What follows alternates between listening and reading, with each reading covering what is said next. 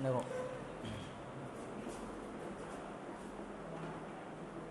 किसी परमाणु में उपस्थित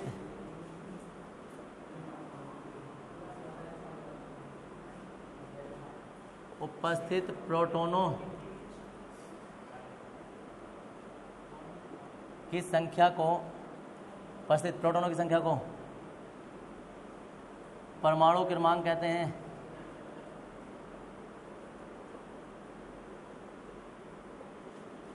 कहते हैं। इसे Z से प्रदर्शित करते हैं।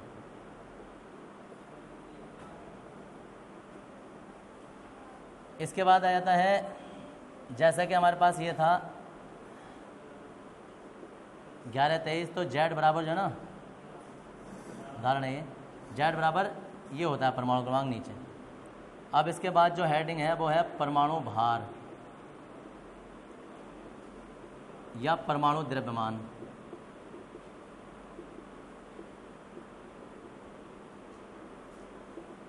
क्या हो गया कि किसी परमाणु में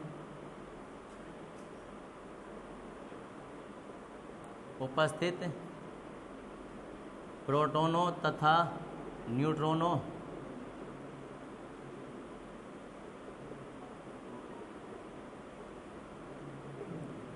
की संख्या को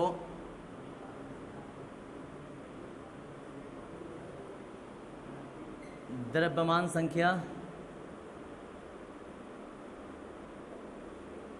संख्या या परमाणु द्रव्यमान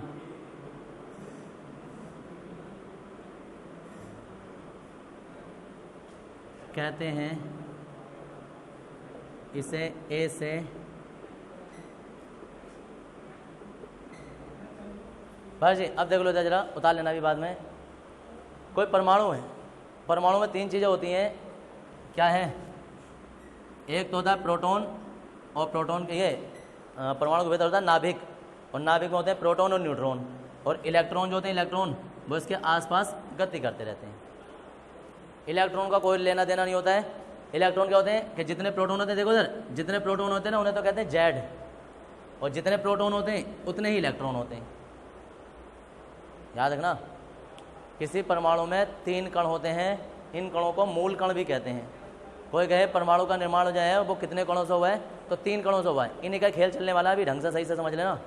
इन 3 कणों का ही खेल है। एग्जाम में तुमसे यही पूछा जाएगा, इस परमाणु में मतलब सोडियम हो या कुछ भी हो, प्रोटॉनों की संख्या बताइए, न्यूट्रॉनों की संख्या बताइए, इलेक्ट्रॉनों की संख्या बताइए।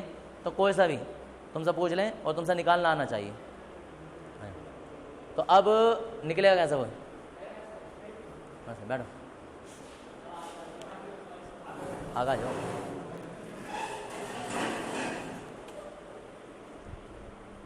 तो क्या है परिभाषा? किसी परमाणु में जितने प्रोटॉन होते हैं, ढंग से समझ लेना, किसी परमाणु में जितने प्रोटॉन होते हैं वो तो परमाणु क्रमांक कहलाता है, और जितने प्रोटॉन होते हैं उतने ही इलेक्ट्रॉन होते हैं। तो यहाँ चाहो तो तुम ये लिख सकते हो कि जितने प्रोटॉन है वही जेड है और वही इलेक्ट्रॉन है। अब बात आती है इसकी, कहते हैं किसी परमाणु में उपस्थित प्रोटॉनों की संख्या तथा न्यूट्रॉनों की संख्या के योग को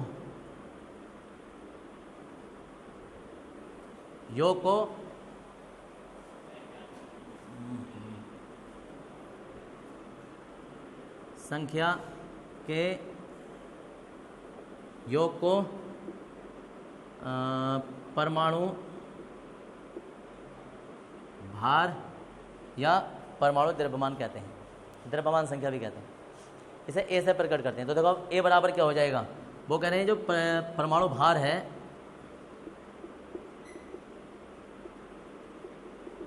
वो क्या है? वो एक तो है प्रोटॉनों की संख्या प्लस दूसरा क्या है? न्यूट्रॉनों की संख्या। क्या मतलब हुआ? परमाणु भार को हम ए से दर्शाते हैं, प्रोटॉनों की संख्या को हम जेड से दर्शाते हैं, और न्यूट्रॉनों की संख्या को हम एन से दर्शाते हैं। ये फॉर्मूला हो जाता है। समझिए, अगर किसी चीज़ का भार निकालना हो तो भार जो है वो नाभिक में जो 2 कण उपस्थित होते हैं उनसे बनता है। कोई कहे इलेक्ट्रॉन से भार क्यों नहीं बनता है? भाई पूरे परमाणु का भार जो वो इन दोनों से बनता है, इलेक्ट्रॉन से क्यों नहीं बनता है? इलेक्ट्रॉन से इसलिए बनता है क्योंकि इलेक्ट्रॉन गतिशील होता है, और कोई चीज़ है जो गति की अवस्था में होती है ना तो उसका भार नहीं होता है, होता भी है तो बहुत नगण्य होता है। याद रखना इस बात को कि तुम्हारा वजन जो है अगर 50 किलो है और तुम किसी गति की अवस्था में चल रहे हो, मतलब बाइक पर चल रहे हो, तो उस टाइम पर अगर जो चलती अवस्था में तुम्हारा वजन तोला जाएगा ना तो फिर 50 किलो नहीं होगा, फिर जितनी स्पीड से चल रहे होगे उतना ही वजन कम होता रहेगा। तो कभी कभी तुमने ऐसा देखा होगा कि हिंडोले पे झूलते हैं जैसे, तो जब हम ऊपर जा रहे होते हैं ना तो मज़ा आता है, क्योंकि ऊपर से दाब हमारा लगता है, ऊपर से नीचे दाब लगता है तो हमारा वजन जो है वो भारी लगता है हमें। सॉरी। अब ऐसा राउंड आ गया, आने के बाद हम आ रहे हैं नीचे को, अरे हालत ख़राब जो होती है लोगों की, यहीं आगे यही स्थिति होती है, ये वाली, ये यहाँ से यहाँ तक वाली। क्या होता है कि उस टाइम पर हम गति की अवस्था में होते हैं और हमारे नीचे जो जिस चीज़ में हमारे पैर टिक रहे हैं ना वो चीज़ भी नीचे वो गति की अवस्था में होती है, तो जिस चीज़ में हम टिक रहे होते हैं वो ऐसा लगता है हमारे नीचे है ही नहीं। अभी इसका विस्तार तो हम लिफ्ट वाला एक क्वेश्चन आएगा उसमें करेंगे कि जी कमान कैसे कैसे कम हो जाता है। ये तो खैर राउंड वाली चीज़ होगी। तुम सीधी चीज़ सोचो कि तुम किसी तराजू पर खड़े होकर तुलो और तुम्हारा वजन 50 किलो आया, अभी तुम क्या करोगे कि भाग के आओ और इस पर पैर मार के निकल जाओ, पूरा वजन देके और चले जाओ, 50 किलो आएगा? बहुत कम आएगा, लगभग 40 किलो के आसपास आएगा। जितनी स्पीड से पैर मार के निकल जाओगे उतनी स्पीड से ही तुम्हारा, सोचो सुनो इधर, हाँ 50 किलो के तुम हो और 100 किलो की तुम्हारी बाइक है, दोनों मिलाकर 150 गए हैं। रुकी बाइक है, हमने दोनों, तुम भी बैठ जाओ और बाइक को भी तराजू पे रख दिया, 150 किलो वजन आया दोनों का मिला के।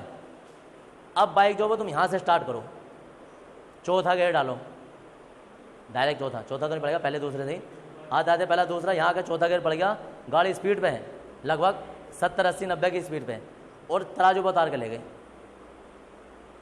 150 आएगा?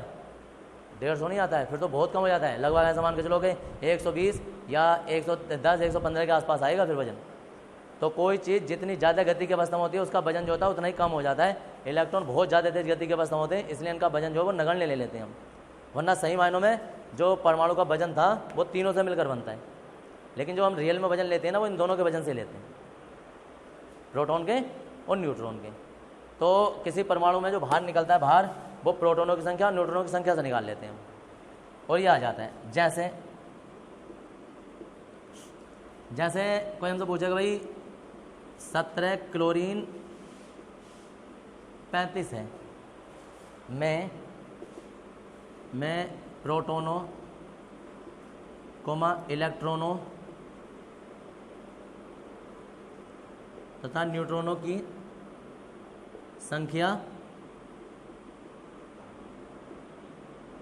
ज्ञात कीजिए, इसमें दे दिया। अब जब हमारे पास ये उदाहरण आ गया तो हमें क्लोरीन में तीनों कण निकालने हैं कि कितने कितने हैं। एक एग्जाम में ऐसा सवाल आता है, निकालना आना चाहिए, सही से देख लो कितना कितना हो जाएगा, किसी के दिमाग में कुछ? देखो उधर नीचे वाला जो होता है, नीचे वाला ये पता क्या होगा, तुम्हें ऐसा समझना है जेड है, ये ए है, ऐसे लिखते हैं हम। परमाणु क्रमांक सदैव नीचे लिखा जाता है और ए का मान जो होता है, द्रव्यमान जो वो ऊपर लिखा जाता है।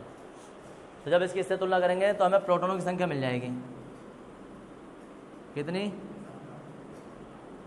प्रोटॉनों की संख्या जेड बराबर जो है वो मिल गई हमें 17, एक आंसर आ गया। फिर वो कह रहे हैं उसके बाद न्यूट्रॉनों की बतानी है, लेकिन न्यूट्रॉनों से पहले उसने क्या पूछा है? इलेक्ट्रॉनों की। और नियम क्या है कि जितने प्रोटॉन होते हैं उतने इलेक्ट्रॉन होते हैं। तो हम कहेंगे है उधर, चूँकि प्रोटॉनों की संख्या बराबर जो है ना वो इलेक्ट्रॉनों की संख्या के होती है, प्रोटॉनों की संख्या जो इलेक्ट्रॉनों की संख्या बराबर होती है। तो अगर जो हम इलेक्ट्रॉनों की संख्या निकालेंगे तो वो भी कितनी आ जाएगी? 17। जितने प्रोटॉन होंगे इतने इलेक्ट्रॉन होंगे।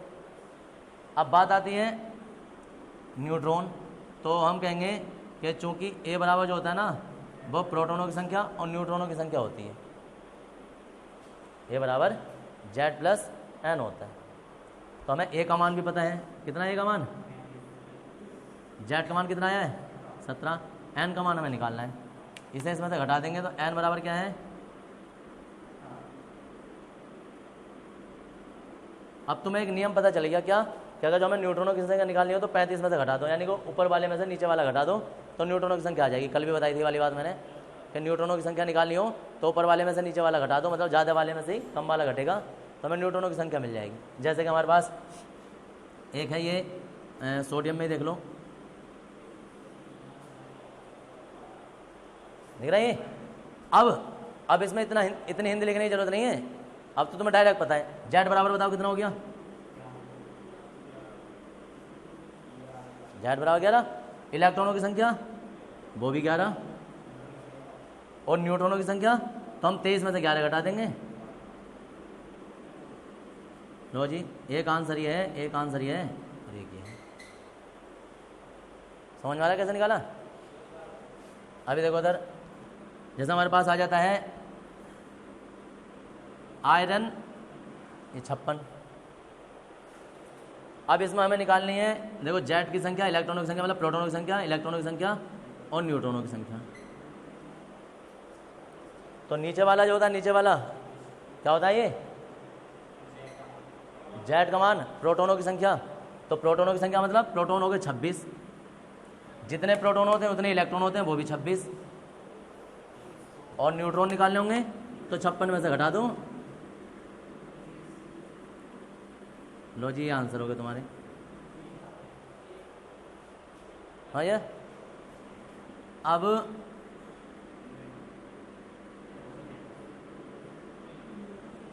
अपना आप निकालिए, उसमें भी जेड का मान, ई का मान और एन का मान। ये बाद में उतारना, पहले उधर से उतारो और फिर ये उतारो। हाँ, और ये वाला तुम्हें अपना आप करना है।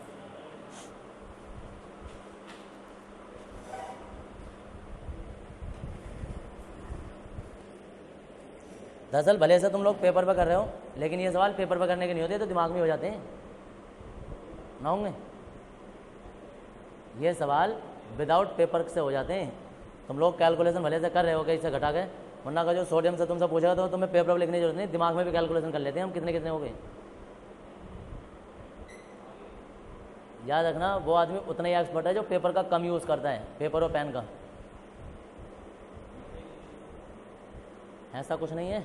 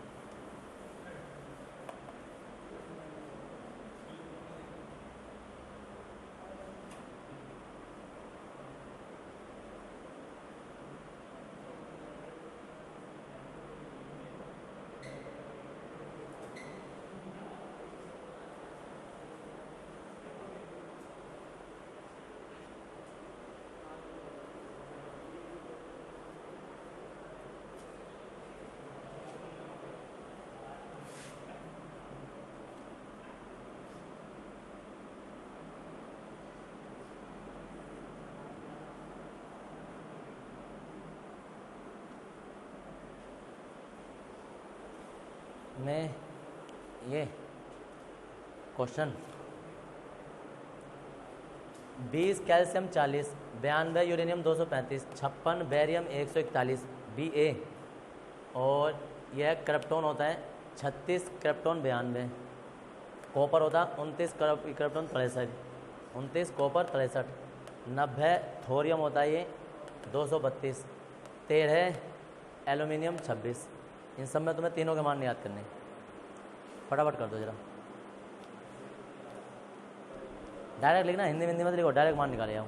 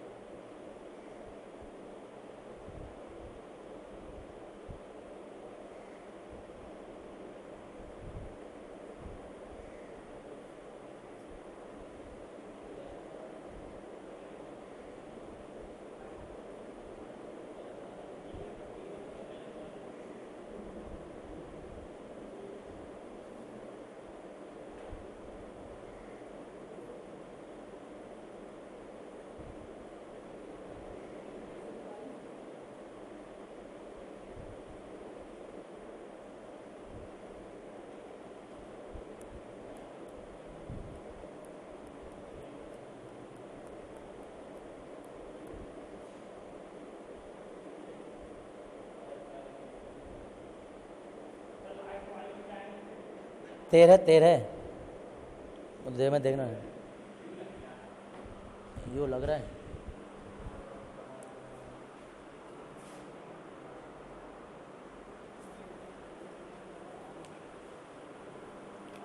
तेरह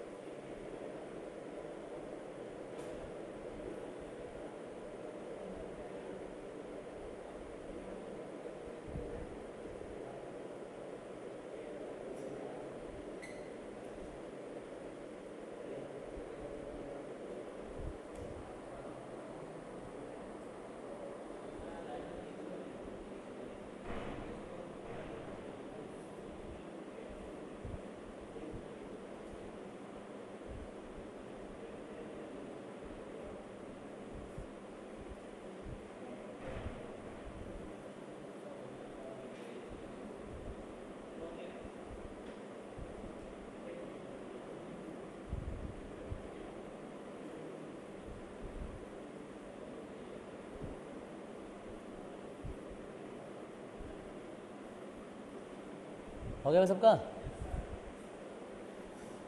किसका रह गया? जल्दी करो।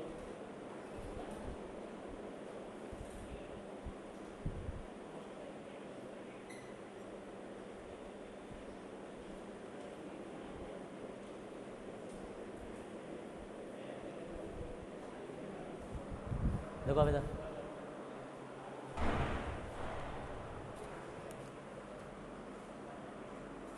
जेड ई और एन कितना आया इसके लिए? 20 20 और सब 20 ही आया होगा।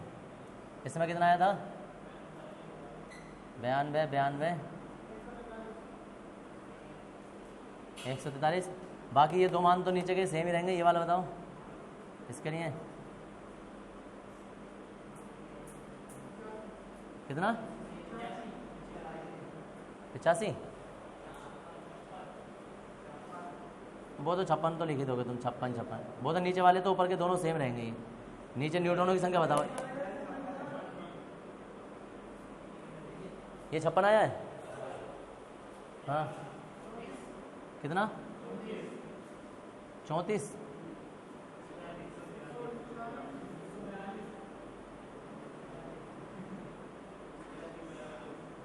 बयालीस से तो होगा। बाकी ऊपर वाले कोई का ये क्या होगा तो ये भी 90 होगा इसके लिए। ये तो ये वाले मान होंगे यहाँ नीचे, ये वाले। यहाँ तक आ गया। अब इसके बाद जो है ना एक नोट लिखेंगे। नोट का मतलब होता है कोई विशेष बात। अब तक हम जितने भी क्वेश्चन कर रहे थे ना, इधर देख लो, अब तक हम जितने भी क्वेश्चन कर रहे थे ये सब उदासीन परमाणु के लिए थे। जितने भी क्वेश्चन कर रहे थे ये सब उदासीन परमाणु के लिए। उदासीन परमाणु का मतलब उस पर कोई आवेश नहीं था, ना वो धनावेश था ना ऋणावेश था, उदासीन था। तो उदासीन में जितने प्रोटॉन होते हैं इतने इलेक्ट्रॉन होते हैं, ये उदासीन के लिए होता है। लेकिन अगर जो धन आयन हो या ऋण आयन हो तो फिर इलेक्ट्रॉन प्रोटॉन बराबर नहीं होते, फिर उनकी संख्या बदल जाती है। तो नोट वही लिख रहे हैं हम कहेंगे किसी, जब से स्टार्ट करेंगे,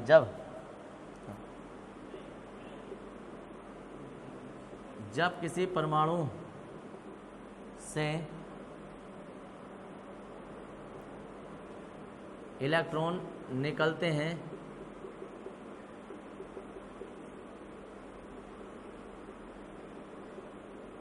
तो धनावेश आता है।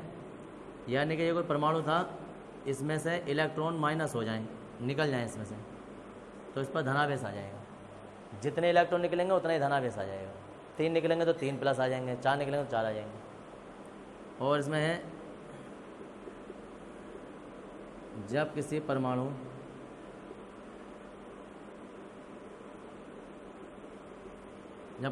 में इलेक्ट्रॉन प्रवेश करते हैं, एंट्री करते हैं, तो उस पर ऋण आवेश आता है।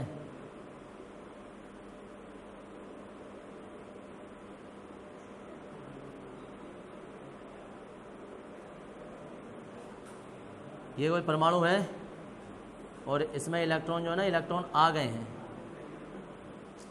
याद रखना ये परमाणु है, ये परमाणु होता है, लेकिन ये परमाणु नहीं होता है, फिर ये आयन बन जाते हैं, धन आयन। तो परमाणु और आयन में कोई फर्क नहीं होता है, बस इलेक्ट्रॉन निकल जाए या डल जाए तो परमाणु ही आयन बन जाता है। ये परमाणु है और परमाणु जो इलेक्ट्रॉन आ जाएंगे ना तो ये ऋण आयन बन जाएगा। अब देखो कैसे, सुन लो इधर। फिर हमारे पास सोडियम है और सोडियम पे +1 आवेश है। सोडियम पर +1 आवेश है। इसमें ये 23 ही होगा, सॉरी ये 11 ही होगा और ये 23 ही होगा। अब फिर दोबारा से इसमें हमें इलेक्ट्रॉन, प्रोटॉन और न्यूट्रॉनों की संख्या बतानी है। तो हम कहेंगे प्रोटॉन तो Z बराबर, इलेक्ट्रॉन E बराबर और न्यूट्रॉन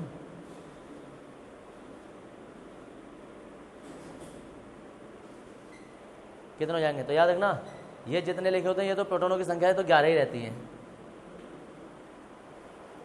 समस्या आती है इलेक्ट्रॉनों की, क्योंकि जब धनावेश आया होगा तो इलेक्ट्रॉन क्या होंगे, कम होंगे या बड़े होंगे। देखो क्या होता है, धनावेश कब आता है, जब इलेक्ट्रॉन कम होते हैं। और कितने धनावेश आए हैं, एक, इसका मतलब इससे इलेक्ट्रॉन कम हो गए होंगे। अगर ये धनावेश ना होता तो कितने इलेक्ट्रॉन होते, अगर ये धनावेश ना होता तो 11 के 11 इलेक्ट्रॉन होते जितने पहले थे। लेकिन क्योंकि धनावेश आ गया तो तुम्हें कैसे ट्रिक से याद रखना है कि इस चिन्ह का उल्टा करके इसमें से घटा देना है। अगर धनावेश है तो तुम्हें ऋण कर देना है, अगर ऋणावेश है तो तुम्हें धन कर देना, मतलब उसे जोड़ देना है, चिन्ह का उल्टा कर देना है। अगर हम कहें कि किसी वस्तु पर उतने 5 इलेक्ट्रॉन का धनावेश है तो इसका मतलब परमाणु क्रमांक में से उसे उतना घटा देना, धनावेश है तो। और अगर जो ऋणावेश है तो उल्टा जोड़ देंगे उसे। तो अब क्या है, देखो इस पर 11 इलेक्ट्रॉन होते हैं, लेकिन इसमें धनावेश है तो 1 इलेक्ट्रॉन कम हो जाएगा। कितने हो जाएंगे, 10। और न्यूट्रॉनों की संख्या 23 में से इतना घटाएंगे, 12। अब जैसे एफ ई है, एफ ई प्लस 3 है, अभी अभी हमने निकाला था 26 और 56, इतना धनावेश है। इसमें प्रोटॉन इलेक्ट्रॉन न्यूट्रॉन की संख्या बतानी है, प्रोटॉनों की संख्या बतानी है, इलेक्ट्रॉनों की और न्यूट्रॉनों की। तो जी ये तो 26 ही होगा, कितने हैं ये, 3। अब 3 प्लस में है तो इसका मतलब माइनस होगा, इसमें इतने इलेक्ट्रॉन कम हो गए होंगे। तो 26 होते अगर ये ना होता तो, लेकिन अब इतने कम हो जाएंगे, कितने, 23। प्लस है तो माइनस कर देंगे, माइनस है तो प्लस कर देंगे। और ये कितना, ये तो 30 रहेगा ही रहेगा। अब ऐसे ही हमारे पास है क्लोरीन, 17 क्लोरीन माइनस के, और ये 35 है। तो इसमें तुम्हें प्रोटॉनों की संख्या बतानी है, इलेक्ट्रॉनों की संख्या बतानी है और न्यूट्रॉनों की संख्या बतानी है। कितनी हो जाएगी, प्रोटॉन तो चेंज होती नहीं है, प्रोटॉन तो हो गई है। और जी ई का मान कितना हो जाएगा, माइनस है तो उल्टा हो जाएगा, 17 में 1 जुड़ जाएगा, क्योंकि माइनस आवेश तब आता है जब इलेक्ट्रॉन बाहर से आ गया होगा, इस वाले नियम से। जब इलेक्ट्रॉन अंदर प्रवेश कर जाता है तो इसमें इलेक्ट्रॉन बढ़ गए होंगे, जब इलेक्ट्रॉन बढ़ गए होंगे तो माइनस आवेश आ जाता है। तो जितना माइनस आवेश होगा इतने इलेक्ट्रॉन बढ़ गए होंगे, यानी कि इलेक्ट्रॉन हो गए होंगे 18। और इसे इसमें से घटा दो, ये भी 18 हो जाएगा। तो इस तरीके से धन आयन बना होगा, धन आयन तो उसमें इतने इलेक्ट्रॉन कम कर देंगे, और अगर जो ऋण आयन बना होगा तो उसमें इतने इलेक्ट्रॉन जोड़ देंगे। समझ में आ रहा है, तो वो तो लिख लेंगे, नोट लिखेंगे और ये उदाहरण उतार लेंगे। ये आयनों के लिए हैं, एग्जाम में ऐसे आयनों वाले क्वेश्चन भी आते हैं।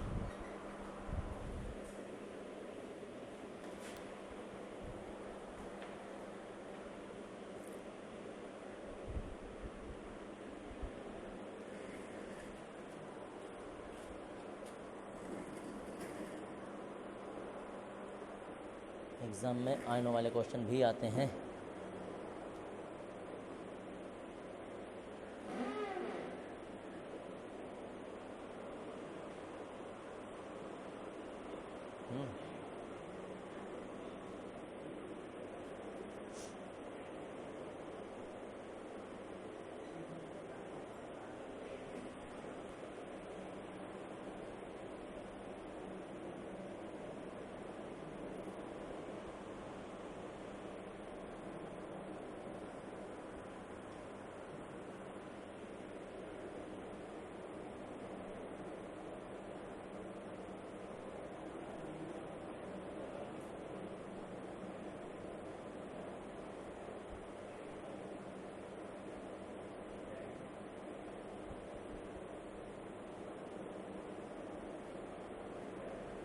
ऊपर वाला तो तुमने कर ही लिया होगा, यहाँ तो बताना नोट से। और वो ये है,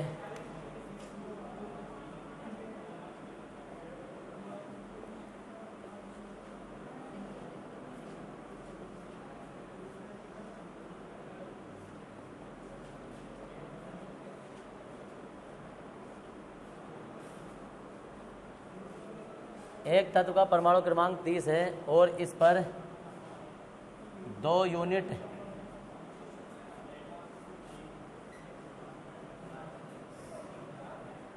धनावेश है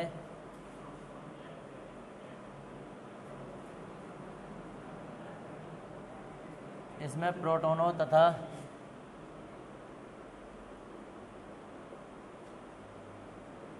इलेक्ट्रॉनों की संख्या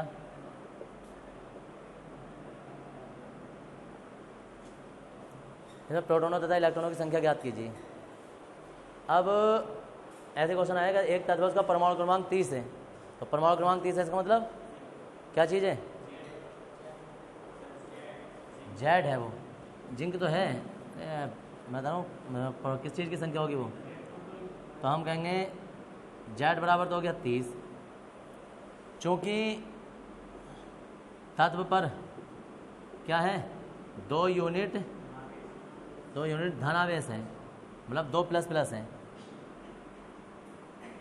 धनावेश है, इसलिए इलेक्ट्रॉनों की संख्या कितनी हो जाएगी? 30 है, तो उसमें घट जाएंगे, क्योंकि धन है तो घट जाते हैं। धनावेश कब आया होगा? जिंक पर या जेड पे जो भी हमारे पास तत्व परमाणु है 30 वाला, उस पर धनावेश तब आया होगा जब उसमें से 2 इलेक्ट्रॉन निकल गए होंगे, क्योंकि इलेक्ट्रॉन के निकलने से ही या इलेक्ट्रॉन की कमी से ही धनावेश होता है, और इलेक्ट्रॉन की वृद्धि से ऋणावेश बनता है। तो 30 में से 2 कम हो जाएंगे और इलेक्ट्रॉनों की संख्या 28। ये तुम्हारा आंसर हो जाता है। इसके बाद देखो अगला क्वेश्चन, ये भी इंपॉर्टेंट है तुम्हारा। 2 तत्वों X तथा Y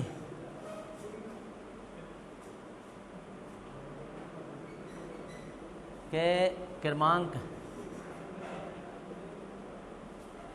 समान है, क्रमांक समान है, क्रमांक समान है। कौन कर रहा है?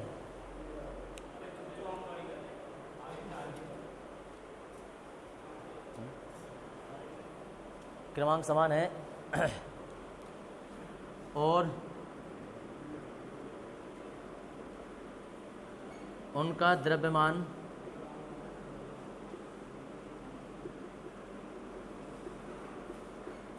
208 तथा 210 है। कितना है? यदि X पर न्यूट्रॉनों की संख्या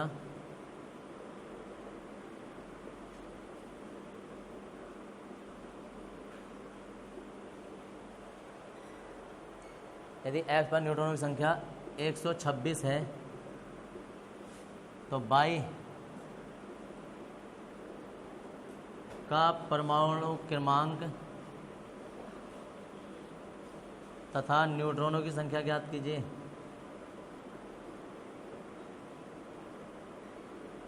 की संख्या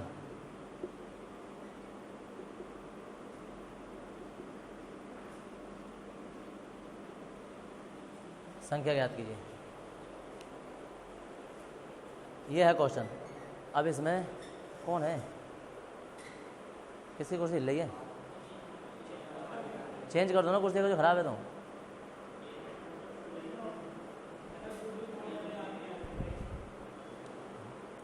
अभी बेंच चलना कहाँ पहुँचा दी?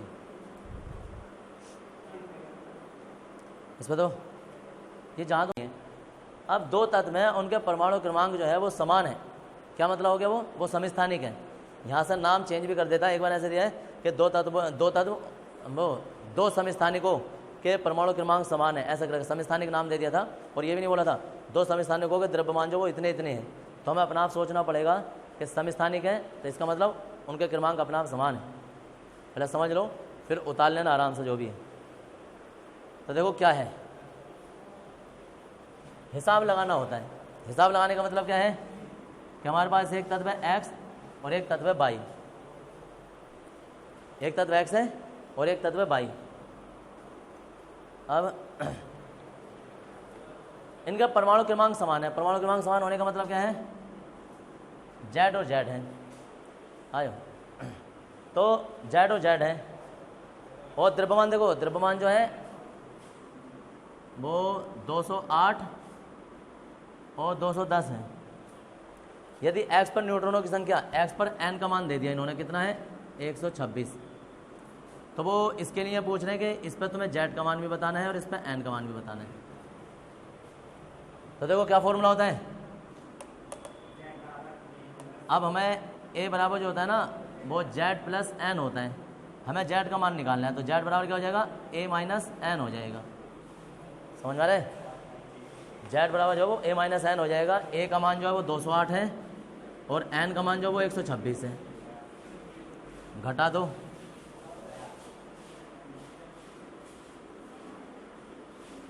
अब क्योंकि जेड का मान समान है ना, तो जितना इसका होगा इतना इसका होगा, तो देखो कितना 82 इसका है, तो 82 इसका हो जाएगा। यहाँ से एन का मान जब निकालेंगे 210 में से 82 घटा दो,